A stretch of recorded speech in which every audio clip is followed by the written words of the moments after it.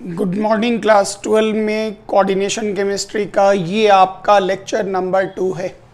इस लेक्चर में आप पढ़ेंगे what do you mean bye coordination sphere. Coordination sphere से आप क्या समझते, सेंट्रल मेटल किसे कहते हैं, लीगेंड किसे कहते हैं, कोऑर्डिनेशन नंबर किसे कहते हैं और लीगेंड की डेंटिसिटी से आप क्या समझते हैं। तो इस लेक्चर के द्वारा, इस लेक्चर के अंतर्गत आप इन टॉपिक के बारे में पढ़ेंगे। फर्स्ट आप यहाँ पे आइए। किसी भी कोऑर्डिनेशन कंपाउंड या कॉम्प्लेक्स कंपाउंड को अगर हम लेते हैं तो उस कॉम्प्लेक्स कंपाउंड में बड़े ब्रैकेट के अंदर, इस बड़े ब्रैकेट के अंदर हम जिन चीज़ों को लिखते हैं, इन बड़े ब्रैकेट के अंदर जो पूरा लिखा गया हिस्सा होता उसे हम लोग नाम देते कॉम्प्लेक्स पार्ट। Complex part. इसमें अगर आप Fe का ऑक्सीडेशन नंबर आप निकालेंगे तो वो ऑक्सीडेशन नंबर पाया जाता +2। और ये जितने भी मॉलिक्यूल या आयन होते, ये चारों ओर से इससे घिरे होते, चारों ओर से जुड़े होते हैं और ये सब अपना लोन पेयर इस मेटल को देता है। ये थ्योरी आपको और विस्तार से मिलेगा इसी चैप्टर के वैलेंस बॉन्ड थ्योरी में, आपको और विस्तार से प्राप्त होगा। अब ये जो बड़ा ब्रैकेट बना, इस बड़े ब्रैकेट के सेंटर में एक मेटल होता, मेटल का एटम या आयन होता। इसको हम लोग नाम देते, ये कहलाता सेंट्रल मेटल। ये कहलाता सेंट्रल मेटल। ये एटम के रूप में भी हो सकता, आयन के रूप में भी हो सकता। चूंकि ये बीच में है, बीच को हम सेंटर कहते, इसलिए इसका नाम होता सेंट्रल मेटल, केंद्रीय धातु। अब ये चारों ओर घिरा होगा किसी भी मॉलिक्यूल या आयन से, किसी भी मॉलिक्यूल या आयन से घिरा होगा और इस पूरे हिस्से को हम लोग, इस सारे के सारे मॉलिक्यूल या आयन को हम लोग नाम देते हैं लीगेंड। लीगेंड। तो यहाँ पर कोऑर्डिनेशन स्फीयर या कॉम्प्लेक्स पार्ट वो पार्ट हो गया विच डज नॉट आयोनाइज, जो आयनीकृत नहीं होता, जो आयनीकृत नहीं होता, आयनाइज नहीं करता, आयन में नहीं टूटता, उसे हम लोग नाम देते, वो कहलाता है कॉम्प्लेक्स पार्ट। पहली खासियत। सेकंड, सेंट्रल मेटल के चारों ओर जब लिगेंड घिर जाते हैं तो घिर करके एक फुटबॉल की तरह, मतलब एक स्फीयर जैसी संरचना बनाते, एक इलेक्ट्रॉन का फील्ड बन जाता स्फीयर जैसा। चूंकि इसमें ये जो बॉन्ड बन रहा, इस बॉन्ड का नाम कोऑर्डिनेट बॉन्ड, इसलिए इसका नाम होता कोऑर्डिनेशन स्फीयर या कोऑर्डिनेशन एंटाइटी या कॉम्प्लेक्स पार्ट। सिंपल लैंग्वेज में आप देखें, किसी भी कॉम्प्लेक्स में बड़े ब्रैकेट में रखा गया वह हिस्सा जिसमें सेंट्रल मेटल लीगेंड से जुड़े होते और वो आयोनाइज नहीं होते, आयन में नहीं टूटते, इससे आयन बाहर नहीं निकलता। ये जेल है, इस जेल में जो गए वो अंदर ही रहेंगे बिना, जब तक जमानत नहीं होती। तो यहाँ पर जो अंदर चले गए, इसी हिस्से को नाम देते कॉम्प्लेक्स पार्ट या कोऑर्डिनेशन स्फीयर। कोई एक नाम आप याद रखेंगे। डेफिनेशन में हो गया बड़े ब्रैकेट में रखा गया वह हिस्सा जिसमें सेंट्रल मेटल लीगेंड से कोऑर्डिनेट बॉन्ड से जुड़ा होता, ये आयनाइज नहीं होता, इस हिस्से को हम लोग नाम देते कॉम्प्लेक्स पार्ट। अब इन एग्जाम्पल में आपको पहले ही पता है बड़े ब्रैकेट का ये हिस्सा कहलाएगा कोऑर्डिनेशन स्फीयर या कॉम्प्लेक्स पार्ट, ये वाला हिस्सा कहलाएगा। और उसके पहले या बाद में जो चीज़ें होंगी वो कहलाएगा आयोनाइजेशन स्फीयर, क्योंकि ये जेल के बाहर है, ये आयन में आसानी से टूट जाएगा तो नाम देंगे आयनीकृत भाग, जो भी नाम आप दें। तो ये जो बड़े ब्रैकेट के अंदर है, इसके ऊपर जो यहाँ पर चार्ज बन रहा वो यहाँ से बनता, याद कीजिए सम ऑफ ऑक्सीडेशन नंबर का मान 0 होता। तो अगर इस कॉम्प्लेक्स को आप देखें Na3CrCl6, तो सोडियम का +1 होता, +1 × 3 + 3, इस पूरे पर -3। तो जब कॉम्प्लेक्स पार्ट में के ऊपर निगेटिव चार्ज बनता तो इसको नाम देते एनायनिक कॉम्प्लेक्स। थ्योरी याद रखिएगा। दूसरी तरफ आप यहाँ देखें SO4 पर -2, तो इस कॉम्प्लेक्स पर चार्ज बना +2 और ऐसे कॉम्प्लेक्स को हम लोग नाम देंगे केटाइनिक कॉम्प्लेक्स। डेफिनेशन यही छिपा है, जब कॉम्प्लेक्स पार्ट पर पॉजिटिव चार्ज बने तो नाम देंगे केटाइनिक और नेगेटिव बने तो एनायनिक। आगे पीछे कोई चार्ज नहीं हो, कोई और चीज़ आयनाइजेशन स्फीयर में नहीं हो, तो उसके लिए हम लोग नाम देते न्यूट्रल कॉम्प्लेक्स। जैसे एग्जाम्पल में आप गौर करें NiCO का होल 4, इसमें ना तो कोई पॉजिटिव में आयनिक पार्ट है ना निगेटिव में है, इसके ऊपर कोई चार्ज नहीं बन रहा। और याद कीजिए ऐसे कॉम्प्लेक्स को हम लोग नाम देंगे न्यूट्रल कॉम्प्लेक्स। न्यूट्रल मतलब ये पूरी तरह से उदासीन है, इसके ऊपर कोई चार्ज नहीं। नेक्स्ट यहाँ पे आइए, सेंट्रल मेटल किसको कहते हैं? तो थ्योरी ध्यान दीजिएगा, ये जो कोऑर्डिनेशन स्फीयर है या कॉम्प्लेक्स पार्ट है, इसमें हमेशा एक मेटल ऐसा होता जो सेंटर में होता है, और ये मेटल एटम के रूप में भी हो सकता या आयन के रूप में भी हो सकता, और ये चारों ओर घिरा होता जिस मॉलिक्यूल या आयन से, वो मॉलिक्यूल या आयन मेटल के खाली ऑर्बिटल में लोन पेयर देता, कोऑर्डिनेट बॉन्ड बनाता। और इस प्रकार जो बीच में मेटल रह गए उस मेटल का नाम हो गया सेंट्रल मेटल। तो थ्योरी मिल गया, वह मेटल का एटम या आयन जो कोऑर्डिनेशन स्फीयर के अंदर लिगेंड से लोन पेयर लेता, लिगेंड्स के साथ कोऑर्डिनेट बॉन्ड बनाता, ऐसे मेटल को हम लोग नाम देंगे central metal. Definition in English: a metal atom or ion which accepts lone pair of electron from ligand does not ionize, उस हिस्से को हम लोग उस मेटल को नाम देंगे सेंट्रल मेटल।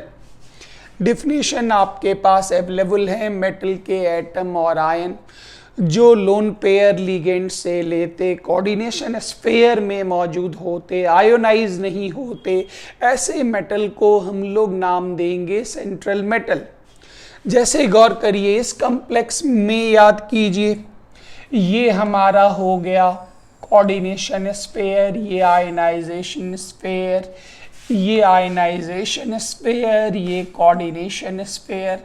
और कोऑर्डिनेशन स्फीयर में ये जो मेटल मौजूद हैं क्रोमियम, इसी को हम लोग नाम देंगे सेंट्रल मेटल। ये जेल के अंदर मतलब कोऑर्डिनेशन स्फीयर के अंदर जो मेटल मौजूद है, तो यहाँ सेंट्रल मेटल आपका हो गया आयरन।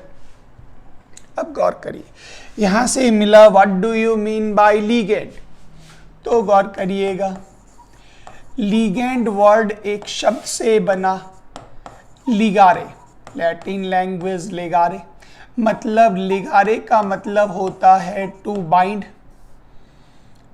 To bind. मतलब बांधना या जुड़ना या संयोग करना।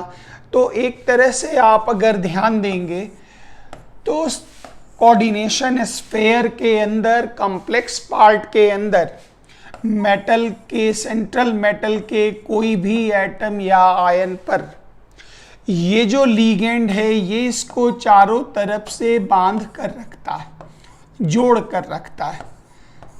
मतलब सेंट्रल मेटल को आप समझ लें, जो सेंट्रल मेटल आपका हो गया कोई वीआईपी, और ये जितने भी लीगेंड हैं इनको आप समझ लें ये इनके बॉडीगार्ड्स हो गए, बॉडीगार्ड्स हो गए। ये सब लोन पेयर इनके खाली ऑर्बिटल में देते और इस बॉन्ड को हम नाम देते कोऑर्डिनेट बॉन्ड, और इसलिए इस केमिस्ट्री का नाम है कोऑर्डिनेशन केमिस्ट्री।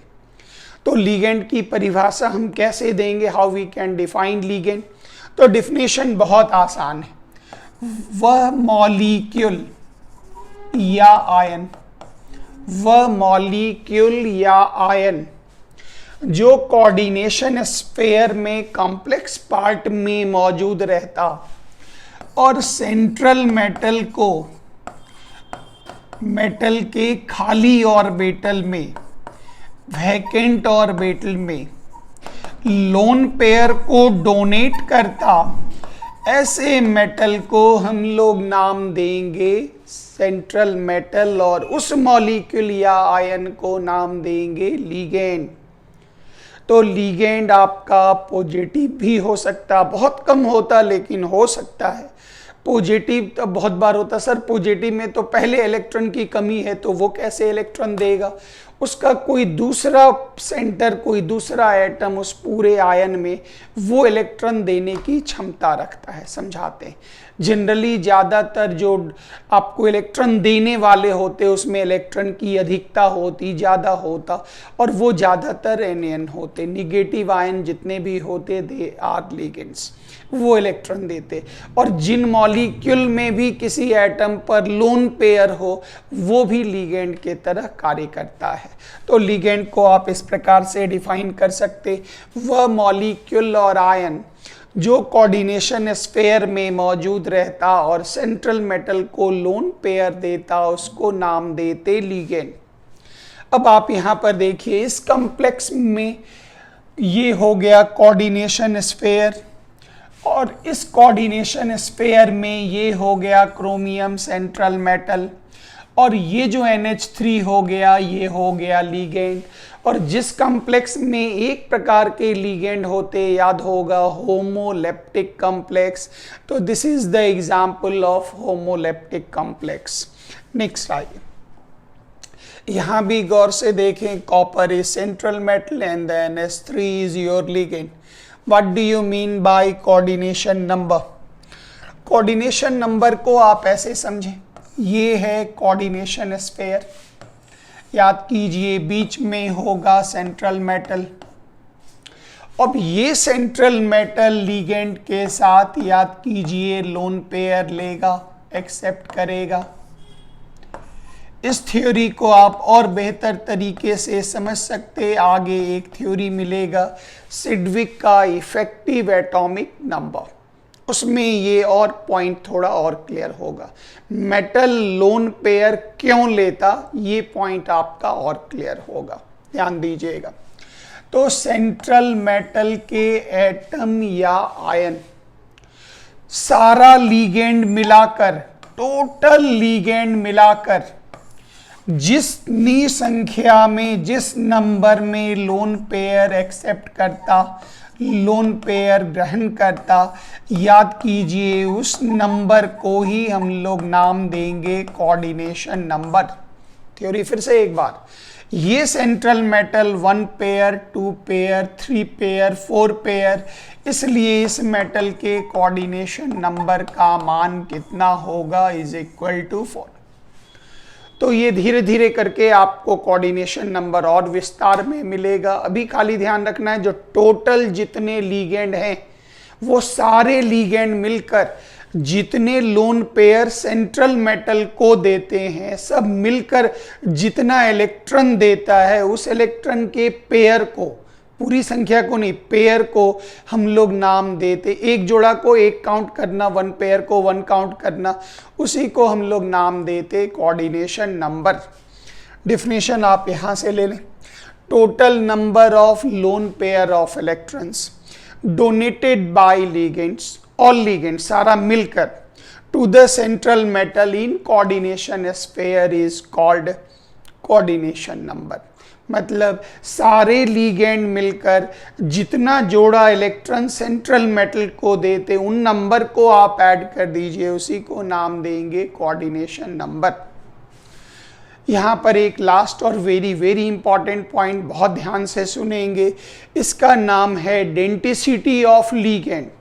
ये आप यहाँ थोड़ा आइडिया ले लें, लेकिन लिगेंड पर हम आपको इंडिपेंडेंट क्लास दे रहे और वहाँ से आप इंडिपेंडेंटली सिर्फ लिगेंड को आप पढ़ेंगे।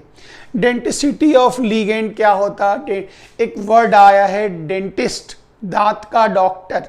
तो डेंटिसिटी ऑफ लिगेंड इस प्रकार से होता, याद कीजिए, हर लिगेंड का धर्म है, लिगेंड को प्रदर्शित करने के लिए हम यहाँ पर बड़ी एल बना देते, ध्यान से देखिएगा। और हर लिगेंड का धर्म है लोन पेयर ऑफ इलेक्ट्रॉन का डोनेशन करना। हर लिगेंड का धर्म है लोन पेयर ऑफ इलेक्ट्रॉन का दान करना, सब डोनेट करता है। अब कोई भी लिगेंड, थ्योरी याद रखिएगा, कोई भी लिगेंड अगर हम लें, कोई भी लिगेंड हमने एल लिया, अगर वो वन लोन पेयर का डोनेशन करता है, एक लोन पेयर का डोनेशन दान करता है, हमें कैसे पता वो कितने का करेगा? ये लिगेंड के क्लास में आप जान पाएंगे। तो इसे हम लोग, इसका कोई भी पूछे जो इसकी डेंटिसिटी आप बताएं, इसकी डेंटिसिटी कितनी होगी, दांत कितना होगा, चूंकि ये वन लोन पेयर डोनेट करता तो इसकी डेंटिसिटी होगी 1। और इस प्रकार के लिगेंड को हम लोग नाम देंगे मोनोडेंटेट लिगेंड। मोनो मतलब वन, डेंटेट माने दांत, मोनोडेंटेट लिगेंड नाम देंगे। तो जिस लिगेंड से एक लोन पेयर का डोनेशन होता उसे नाम देते monodentate ligand. This is very very example, ध्यान दीजिएगा, बहुत इंपॉर्टेंट है। इसी का दूसरा नाम होता unidentate ligand. Unidentate ligand, ligand पर पूरा इंडिपेंडेंट आप समझेंगे, कोई भी 1 क्यों करता, 2 क्यों करता, पूरा सीखेंगे। फिर नेक्स्ट आइए, अगर कोई भी लिगेंड 2 लोन पेयर का डोनेशन करता है उसकी डेंटिसिटी होगी इज इक्वल टू 2, उसकी डेंटिसिटी होगी 2 और उसे हम लोग नाम देंगे बाइडेंटेट लिगेंड या नाम देंगे डाइडेंटेट लिगेंड, जिस नाम से भी आप इसको जाने। बाइडेंटेट या डाइडेंटेट, बाइडेंटेट वर्ड ज़्यादा यूज होता। अब यहीं से आगे बढ़ जाए, अगर 3 लोन पेयर देता है तो ट्राइडेंटेट, 4 देता है तो टेट्राडेंटेट, 5 देता है तो पेंटाडेंटेट, 6 देता है तो हेक्साडेंटेट। लेकिन इसको और इजी बना लें, अगर कहता है n लोन पेयर देता है और n का वैल्यू 2 से बड़ा है तो याद रखिएगा उस प्रकार के लिगेंड को नाम देंगे पॉलीडेंटेट लिगेंड। ये नाम याद रखिएगा। तो लिगेंड को अपने डेंटिसिटी के आधार पर, डेंटिसिटी माने दांत, तो अगर लिगेंड 1 लोन पेयर देता तो नाम देंगे मोनोडेंटेट, 2 लोन पेयर देगा, कैसे और क्यों देगा वो लिगेंड के सेपरेट वीडियो में, और 3 लोन पेयर देगा तो ट्राइडेंटेट, 4 लोन पेयर, अलग अलग 4 लोन पेयर देगा टेट्राडेंटेट, 5 पेंटाडेंटेट, 6 हेक्साडेंटेट, इसी को डेंटिसिटी कहते हैं। तो डेंटिसिटी वर्ड ये बताता है जो लिगेंड का 1 मॉलिक्यूल या आयन कितने लोन पेयर को देता उसी को डेंसिटी कहते हैं। इसमें एक महत्वपूर्ण जानकारी सब लोग जरूर रखें, वेरी इंपॉर्टेंट, सब लोग जाने। कोई भी लिगेंड के अगर किसी वन एटम पर, किसी भी लिगेंड के किसी वन एटम पर जितना मर्जी लोन पेयर हो, n लोन पेयर, n का कोई भी मान हो, मतलब 1 या 1 से बड़ा, थ्योरी इंपॉर्टेंट, किसी भी लिगेंड के वन एटम पर n लोन पेयर हो, प्रेजेंट हो, तो हर हालत में याद रखिएगा उसकी डेंसिटी इज इक्वल टू 1। मतलब वन एटम हर हालत में अपनी डेंसिटी 1 ही दिखाएगा। पॉइंट फिर से एक बार देखें। अगर मान लेते हैं हमने एक लिगेंड लिया, उस पर 1 इलेक्ट्रॉन का पेयर मौजूद है, तो इसमें तो कोई विवाद ही नहीं बचता, सर 1 लोन पेयर है तो 1 डोनेट करेगा सेंट्रल मेटल को, इसकी डेंसिटी 1 होगी, कंप्लीटेड। अगर किसी भी लिगेंड के पास 2 लोन पेयर मौजूद है और सेंट्रल मेटल से वो कोऑर्डिनेट बॉन्ड बना रहा, तो याद रखिएगा इसमें अगर ये 1 एटम है, हम बार बार कह रहे हैं 1 एटम, 2 एटम हो जाएगा तो डेंसिटी 2 हो जाएगी। अभी एग्जाम्पल से क्लियर करते हैं, घबराइएगा नहीं। 1 एटम पर, ये सब जगह हम 1 एटम लिख रहे हैं, 1 एटम पर 2 लोन पेयर हो, फिर भी इसकी डेंसिटी 1 ही होगी, 2 नहीं होगी।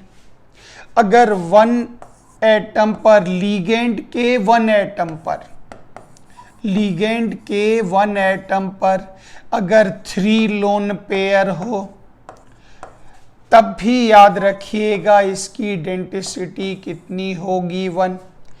अगर लिगेंड के ऊपर 4 लोन पेयर हो 1 एटम पर, फिर भी उसकी डेंसिटी कितनी होगी, इज इक्वल टू 1। बहुत ध्यान से ये बातें समझिएगा, वेरी वेरी इंपॉर्टेंट पॉइंट समझने की कोशिश करिएगा। एग्जाम्पल आए, गौर से देखिएगा क्या बताना चाह रहे। हमने लिया अमोनिया, नाइट्रोजन का atomic number 7, configuration 2,5, valence electron 5, तो ये हो गए नाइट्रोजन के 1 2 3 4 5। It is combining with hydrogen, hydrogen के साथ कंबाइन किया, हाइड्रोजन का डुप्लेट पूरा, डुप्लेट पूरा, डुप्लेट पूरा, और नाइट्रोजन का ऑक्टेट पूरा। इलेक्ट्रॉन का एक पेयर ऐसा मिला जो किसी के साथ बॉन्ड नहीं बनाता, और नतीजा है इसे नाम दिया गया लोन पेयर। ये 1 लोन पेयर का डोनेशन करेगा, इसकी डेंसिटी, इसका दांत कितना होगा, is equal to 1। Next example आइए, हम अगले एग्जाम्पल पर चल रहे हैं। अगला एग्जाम्पल हमने लिया वाटर, ऑक्सीजन का atomic number 8, configuration 2 6। This is 1 2 3 4 5 6। ये ऑक्सीजन हाइड्रोजन के साथ कंबाइन कर रहा, हाइड्रोजन 1, हाइड्रोजन 1। इस ऑक्सीजन का ऑक्टेट पूरा और इलेक्ट्रॉन का ये 2 जोड़ा जो बॉन्ड बनाने में भाग नहीं लिया, हम नाम देंगे, ये कहलाएगा लोन पेयर। हमें तो ऑक्सीजन पर 2 लोन पेयर दिख रहा, बट इसकी डेंसिटी का मान कितना होगा, 2 नहीं होगा, इसकी डेंसिटी कितनी होगी, 1। क्यों 1 होगी, ये अभी तुरंत बताते हैं, ध्यान दीजिएगा, वेरी इंपॉर्टेंट।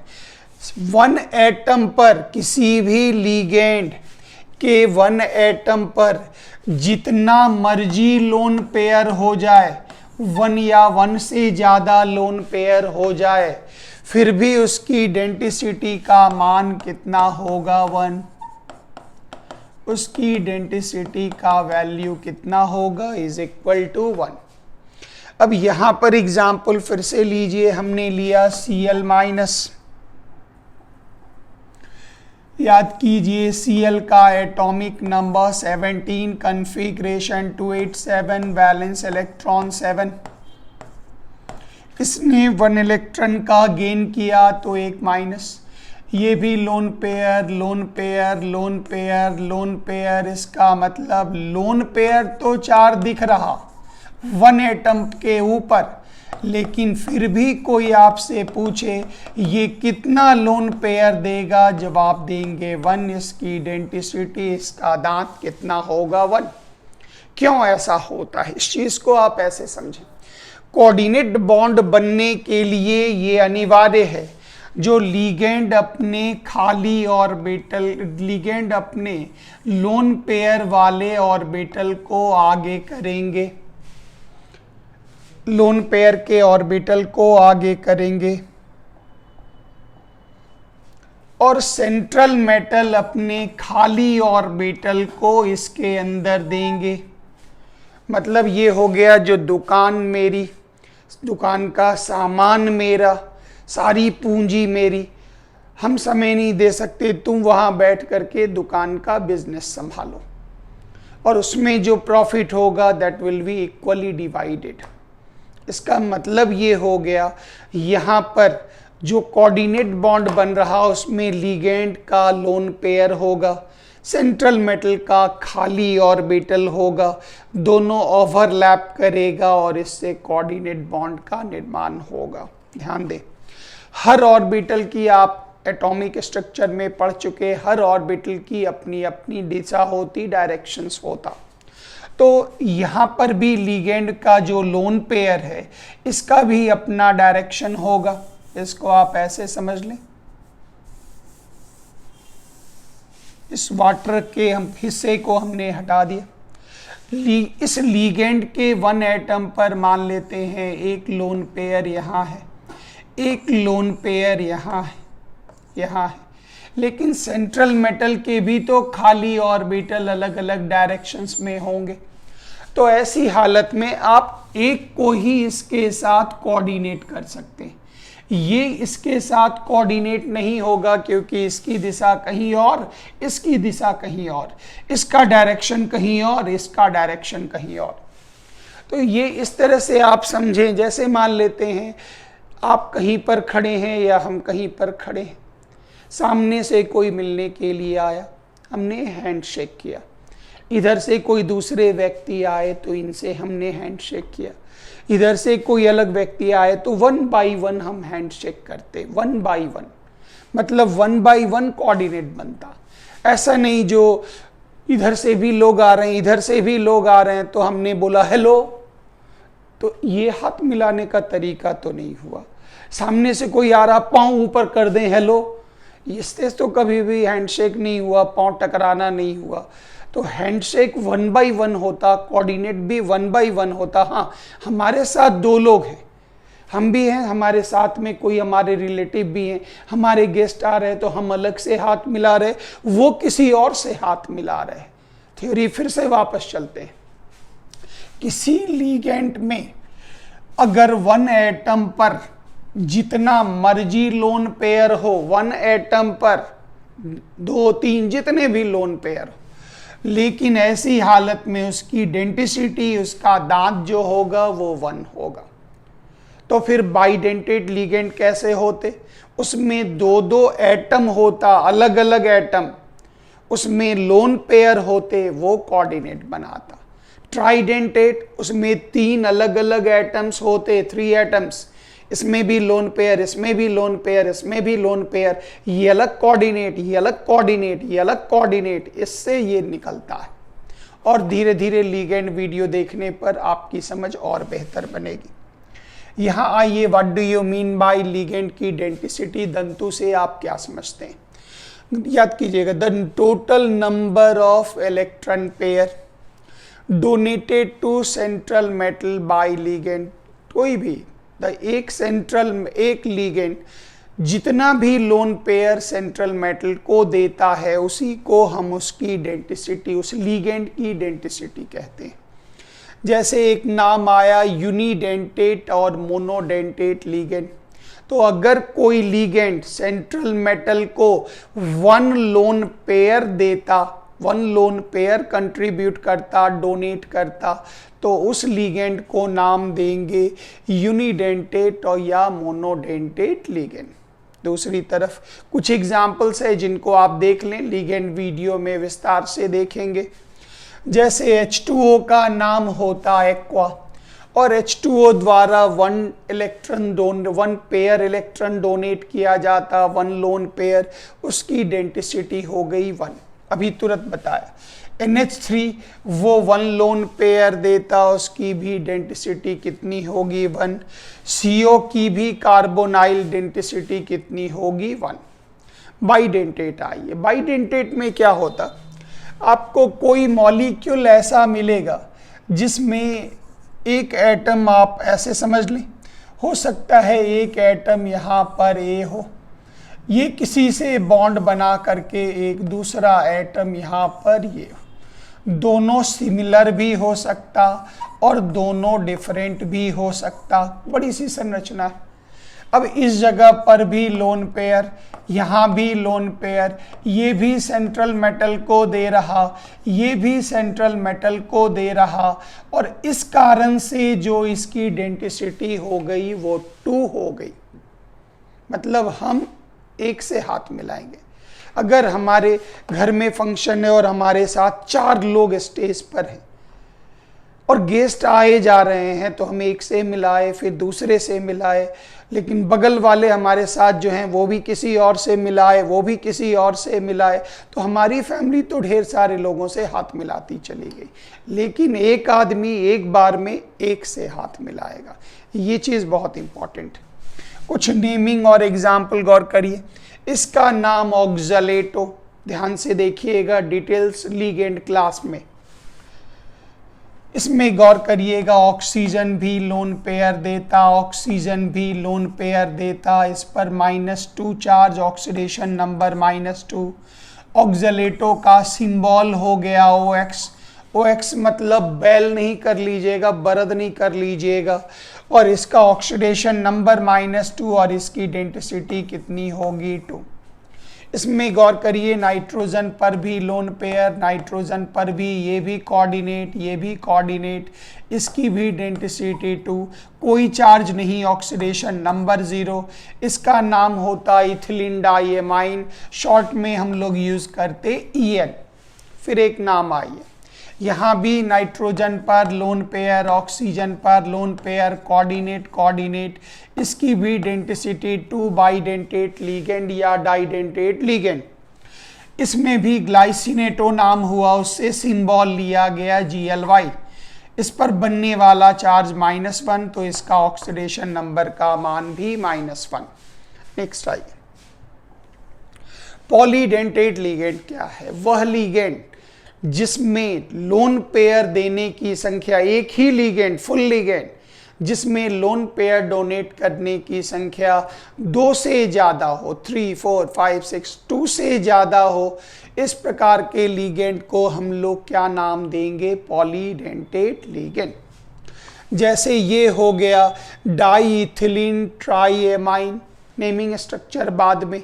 इसमें अगर ध्यान दीजिएगा अपनी पूरी बातों को, तो नाइट्रोजन के पास लोन पेयर, नाइट्रोजन के पास लोन पेयर, नाइट्रोजन के पास लोन पेयर, तो ये पूरा 1 मॉलिक्यूल है, पूरा 1 मॉलिक्यूल है जिसके ऊपर कोई चार्ज नहीं, ऑक्सीडेशन नंबर का मान 0। लेकिन इस पूरे मॉलिक्यूल में ये भी देगा, ये भी देगा, ये भी देगा, इसलिए डेंसिटी का मान कितना हो गया? 3। जानना है 1 पीस एग्जाम्पल बस। उसके बाद आइए, ये 1-2 एग्जाम्पल आप देख लें, याद कीजिएगा। ये हो गया इथिलीन डाइएमाइन, उसमें ये एसीटेट एसीटेट एसीटेट, भारी लगेगा, अभी डरिएगा नहीं। ये पूरा नाम हो गया इथिलीन डाइएमाइन ट्राइएसीटेट। इसमें गौर करिए, खाली ध्यान से देखिएगा, ये भी डोनेट करेगा, ये भी डोनेट करेगा, ये भी डोनेट करेगा, ये भी डोनेट और ये भी डोनेट। इसका मतलब डोनर इसमें हो गया 1, 2, 3, 4, 5। इसलिए इसकी डेंसिटी का मान कितना होगा 5। बनने वाला चार्ज -1, -2, -3, ऑक्सीडेशन नंबर का मान कितना होगा -3। उसी के बाद एक नाम और ले लीजिए, ये हो गया, इसको भी बोलते EDTA, क्योंकि ये एग्जाम्पल हो गए इथिलीन, ये हो गए इथिलीन। ये दोनों नहीं होकर अगर H होता तो नाम होता इथिलीन डाईएमाइन, इथिलीन डाईएमाइन। अब गौर करिएगा, यहाँ भी लोन पेयर, यहाँ भी लोन पेयर, यहाँ भी लोन पेयर, यहाँ भी लोन पेयर, यहाँ भी लोन पेयर, यहाँ भी लोन पेयर। लीगेंड एग्जाम्पल्स में हम इसको ज़्यादा डिटेल आपको दे रहे, यहाँ खाली डेंटिसिटी पॉइंट ऑफ व्यू से बता रहे, वहाँ नेमिंग और स्ट्रक्चर पॉइंट ऑफ व्यू से लीगेंड क्लास में देंगे।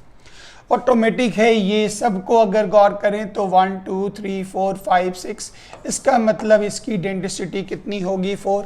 ऑक्सीडेशन नंबर -1, -2, -3, -4, ऑक्सीडेशन नंबर कितना हो गया -4। EDTA का मतलब हो गया, गौर करिएगा, इथिलीन डाईएमाइन टेट्राएसीटेट। EDTA के ऊपर 4- डालेंगे, टेट्राएसीटेट, 3- डालेंगे तो ट्राईएसीटेट कहलाएगा। ये भारी डिफिकल्ट है, परेशान नहीं होइएगा, खाली आपको जानना क्या है। 1 लोन पेयर देता डेंसिटी 1, 2 देता डेंसिटी 2, 2 से ज़्यादा लोन पेयर देगा तो डेंसिटी n, जितना देगा उतनी डेंसिटी होगी। बस इतना ही चीज़ें आपको जाननी है। नेक्स्ट आइए, एम्बीडेंट लीगेंड। कहीं भी बारिश के समय में जब केचुआ जाता रहता है, मूव करता है, अगर आप उसके रास्ते में कुछ रुकावट, ईंट का टुकड़ा डाल दें तो गौर करिए वो बैक गियर लगा के चलना चालू कर देता है। तो एम्बीडेंट लीगेंड क्या है, जरा आप इनके उदाहरणों को समझे, वेरी वेरी इंपॉर्टेंट। एम्बीडेंट लीगेंड वह लीगेंड है, is a type of ligand जिसमें आपको एक ही एटम पर, मतलब एक ही लीगेंड पर जुड़ने वाला 2 सेंटर होता है। मतलब इस तरफ से भी वो कोऑर्डिनेट बना सकता और इधर से भी कोऑर्डिनेट बना सकता है। 2 सेंटर होते इसके कोऑर्डिनेट करने वाले, लेकिन वो किसी एक का उपयोग करके ही अपनी डेंसिटी 1 ही दिखाता है, डेंसिटी नहीं बढ़ेगी। बस वो क्या करेगा, वो या तो इधर से जुड़ जाएगा या इधर से जुड़ जाएगा, दोनों तरफ से चले। जैसे केचुआ दोनों तरफ से चलता, वैसे दोनों तरफ से, दोनों में से किसी एक तरफ, दोनों में से किसी एक तरफ, उसी को नाम देंगे एम्बीडेंट लीगेंड। एग्जाम्पल यहां पर देखें एम्बीडेंट लीगेंड के। जैसे एक लीगेंड है Cn-, अगर ये C से जुड़ गया, डोनर एटम C है, तो इसका नाम होगा साइनो, क्योंकि वो C से कोऑर्डिनेट बना रहा, C से कोऑर्डिनेट बना रहा। ये लोन पेयर है, ये डोनर के रूप में, इसे नाम देंगे साइनो। और अगर यही लोन पेयर नाइट्रोजन वाले किनारे से कोऑर्डिनेट कर दे तो उसका नाम होगा आइसोसाइनो। फिर से एक बार, एक ही लीगेंड, इधर भी लोन पेयर, इधर भी लोन पेयर, लेकिन ये दोनों दांत एक साथ में नहीं दे सकता, एक ही दे सकता। अब केचुआ इधर से भी चलता है, इधर से भी चलता है, अगर केचुआ दोनों तरफ से चलना चालू करे तो बीच में तो टूट गया। अब ट्रेन इधर से भी जा सकती, इधर से भी मूव कर सकती, और ट्रेन में दोनों तरफ इंजन लगा के दोनों तरफ से चला दें, तब तो बीच में एक्सीडेंट ही होगा, पूरी की पूरी ट्रेन इधर से उधर हो गई। यहाँ भी वही चीज़ है, इसमें जुड़ने के लिए 2 होते, लेकिन एक कंडीशन में वो एक तरफ से जुड़ता और दूसरे कंडीशन में वो दूसरे तरफ से जुड़ता। इसी को नाम देते एम्बीडेंट लीगेंड, ये नाम याद रखिएगा। नेक्स्ट आइए, जैसे हमने एक और लिया, ये हो गया NO2-, एक लीगेंड लिया NO2-, अगर वो N से जुड़ा हुआ है, N से सेंट्रल मेटल को लोन पेयर देता, तो उसका नाम होगा नाइट्रिटो N, नाइट्रीटो एन, ये एन का मतलब नाइट्रोजन दे रहा। और दूसरी तरफ अगर ये ओ से लोन पेयर सेंट्रल मेटल को दे रहा तो इसका नाम हो गया नाइट्रीटो ओ, ये रॉन्ग है, इसका नाम हो गया नाइट्रीटो ओ। तो थ्योरी याद रखिएगा ये पूरा पार्ट। यहाँ पर ये जो डोनर एटम है ये आपको पीछे वाले का एग्जाम्पल था, इसको कट कर लें। अगर डोनर एटम O है तो इसका नाम होगा नाइट्रीटो O, और अगर डोनर N है तो नाम होगा नाइट्रीटो N। तो ये आपका कोऑर्डिनेशन केमिस्ट्री का लेक्चर नंबर 2 आपका कंप्लीट हुआ। 1 और 2 को सिस्टमेटिक देखेंगे। Thank you very much. जय हिंद।